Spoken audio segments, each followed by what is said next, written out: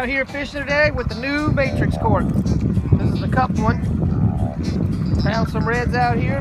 Popped that cork about 3 times and down she went. Which is pretty. Oh, they fight so hard.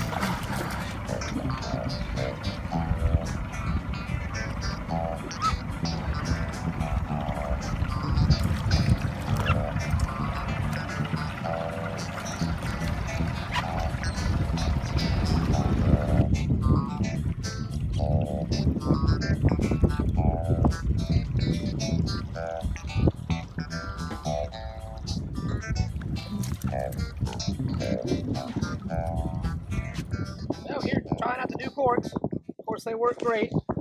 They don't tangle up as much because they're a little bit shorter wire. Here, we just got to go ahead. Woo! They're biting good. And we got the cameraman's poles over there bending right now. He's got redfish over there with another cork. Oh man.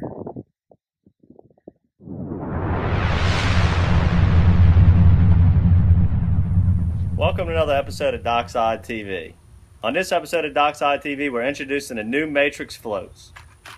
We came out with 2 different versions of the Matrix float. You have the popping and oval style float. This episode began as we were going to our grounds in the marsh, heading towards the marsh. We ran across a flock of birds diving on big white shrimp, which had redfish under it. We immediately went to our concave popping style Matrix float.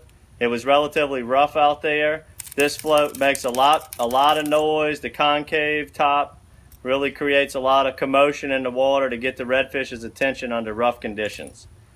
The wire that we made this float with is titanium, and it's indestructible.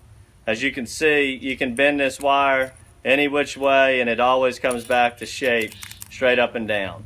We also shortened the wire as short as we could and still leave enough gap to get the same exact click-clack motion sound to get the fish's attention. We didn't go with a long wire, which all that does is create more possibilities for tangles in the line. So we compacted the cork and we still have the same motion.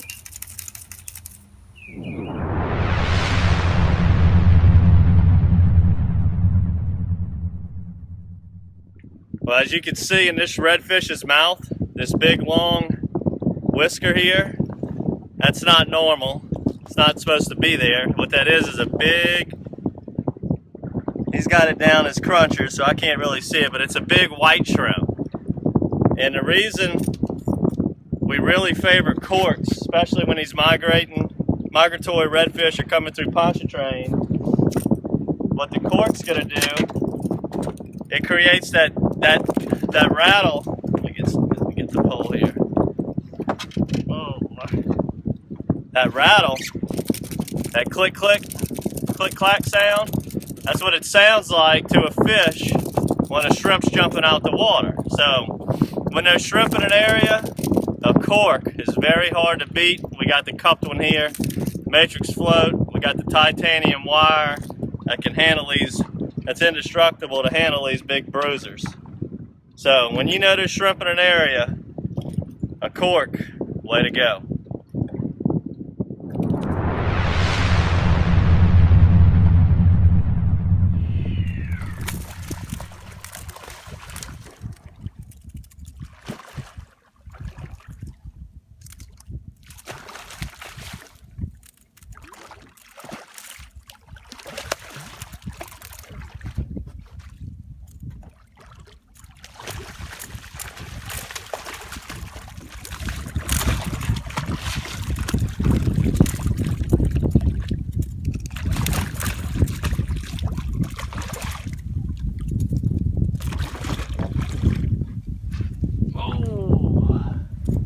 Nice, beautiful red right here.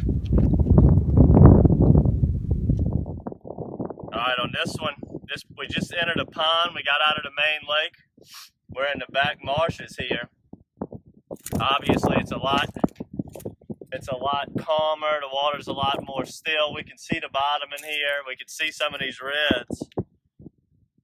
Big, beautiful slot here. Good 7.5, 8 pound fish. And we went with the oval in here. It doesn't make quite as much noise as the popper does. A little bit more quiet. I mean, the fish can hear everything in here. So we tried out the oval. Got the magneto matrix shad underneath. And like I said before, we go to a shorter leader when we're in the ponds or shallower water. So we only got about an 18-inch leader on. That way your lure's not digging in the mud. And you can catch these big bronze beauties like this right here. I'll be right back.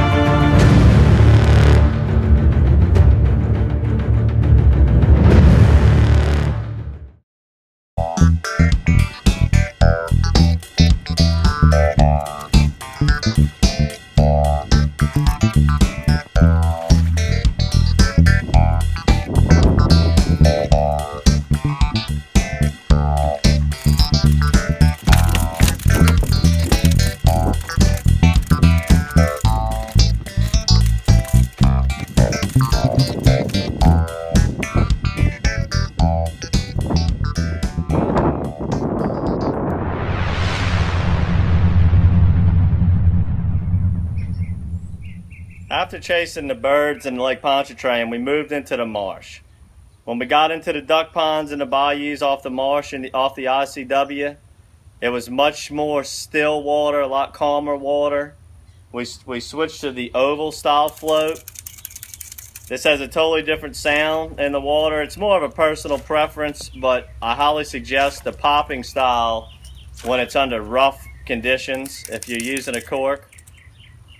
But when we went into the marsh, we switched to the oval, and where we started was in a duck pond. So all you want to do is shorten your leader to anywhere from 10 to 14 inches if you're fishing very shallow water, popping a cork. It's very effective fishing ponds for redfish if you can't sight fish or you got some clouds or under some kind of windy conditions. These corks really rattle and get the fish's attention. Now we also caught a lot of reds in the bayous that interject all of the ponds, which are going to be more of your 3 to 4 foot deep bayous. And when we're fishing the bayous, you can bump into some specks from time to time also. But we were still looking for reds, and when we just changed the leader, when made it from a 12-inch leader to around a 24-inch leader. That way it's more effective when you're popping these corks in the 3 or 4 foot of water.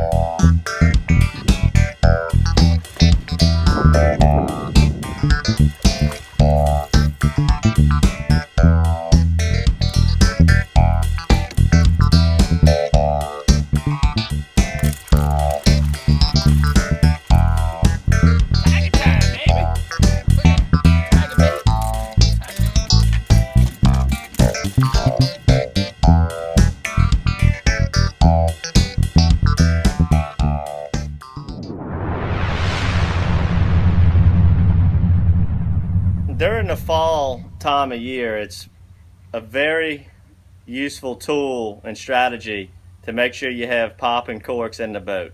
No matter which one you like or favor, I highly suggest making sure you have them in the boat anywhere from October through December. Over here where we fish in South Louisiana, we have a very strong white shrimp population, and these corks, whether you like an oval style or a popping style, it's not so much keeping the bait off the bottom. The real ticket to what they do is that click-clack sound just like a shrimp jumping out of the water, and it does a great job mimicking a shrimp sound, and then the fish naturally sees the lure underneath. We obviously use matrix shads, but there's a plethora of lures that really work well under popping corks.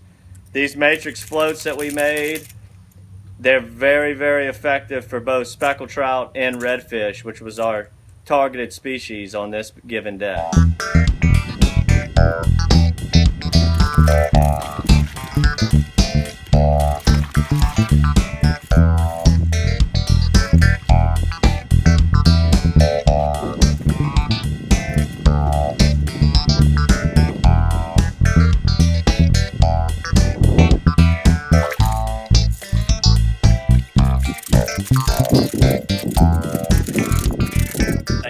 how long the leader is now. Now we're fishing a deeper bayou with the Matrix float, oval shape, looking for speckled trout. We got out of the shallower ponds. All we did was simply stretch that leader out, looking for trout, fishing probably 6 foot of water on the Matrix float. And then we also switched to the tiger bait, Matrix Shad.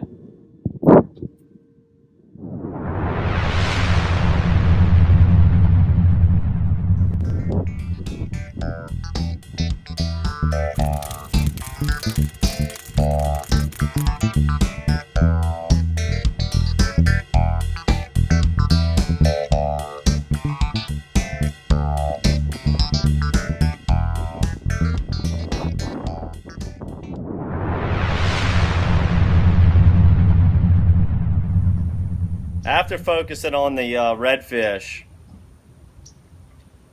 we spent most of the latter part of the day targeting speckled trout. We were in a bayou that's 7 or 8 foot deep, which most people would think you have to fish on the bottom when it's that deep. But all we did was lengthen our leader to around 28 inches or so. And trust me, these corks, they make enough noise that they'll call the fish up from the depths. Now, if you're fishing 20 foot of water, 15 foot, I don't suggest it. But 7, 8 foot of water, you could still use a cork, and a lot of times it's very effective.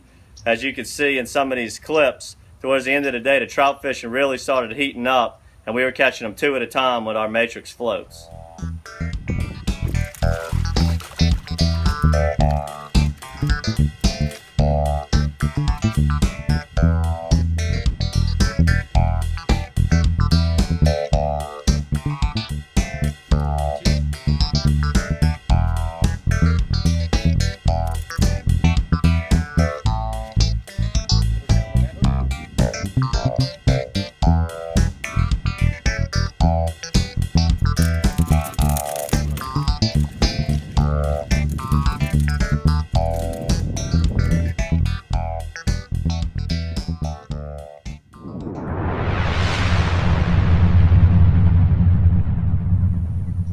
Well, I hope you enjoyed this episode of DockSideTV, introducing the Matrix float. We had a ball using it. Hopefully you got some good tips on how to rig it up and when to put it to the test, and the techniques on how to use it. For all our other episodes, going over many other techniques of fishing, speckled trout, redfish, bass, flounder, everything that a Matrix Shad can catch, go to all of our videos at DockSideTV at www.matrixshad.com. And until next time, good fishing. Leave your worries at the door and come enjoy the water. It's Ito time, peace of mind. If you both won't go, don't you worry, cause you know it's Ito time, peace of mind. To the rescue, Ito time. To the rescue, Ito time. Ito.com.